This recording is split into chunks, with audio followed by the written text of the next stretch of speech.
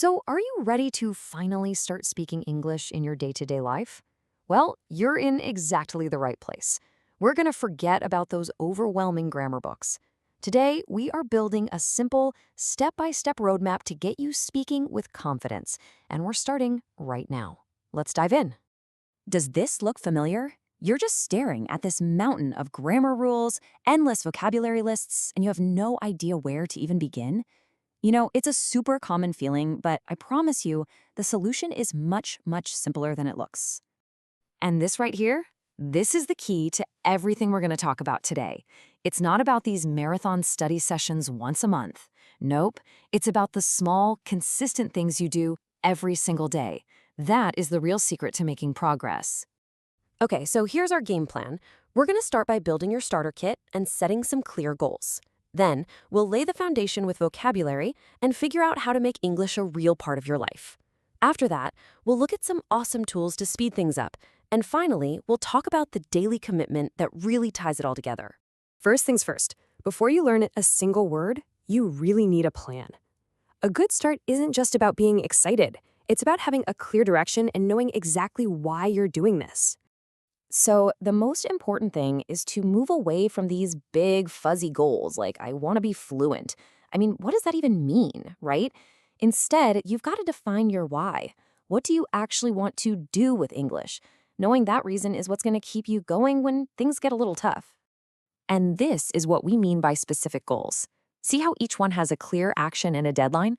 Order food in 2 weeks. That's simple. You either did it or you didn't. This is so much more powerful than a vague goal like get better. It gives your learning a real-world purpose. Okay, so once you have your why, you need the what. You need the actual words. Vocabulary is the absolute foundation of your English journey. Think of it like you're collecting the building materials for a house. I absolutely love this analogy. Just think about it. Even if your grammar isn't perfect, you can still get your point across with just one word. If you're in a cafe and you just say coffee, guess what? You're going to get coffee. Nouns are your survival words. They are the essential bricks for building everything else. All right, so how do we start collecting all these bricks? Here are 3 simple but really powerful ways. You can literally turn your home into a learning lab with sticky notes. You can make flashcards, physical or digital, to practice on the go. And this last one is a huge shortcut.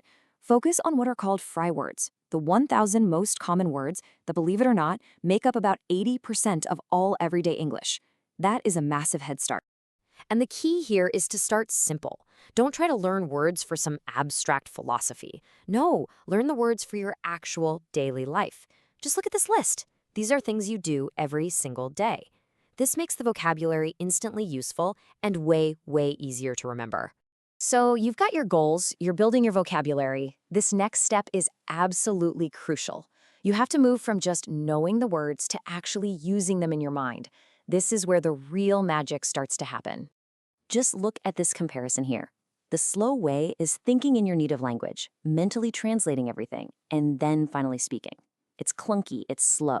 The goal is the fast way, to train your brain to think directly in English. This is what unlocks that natural, confident speaking we're all after. So how do we actually do that?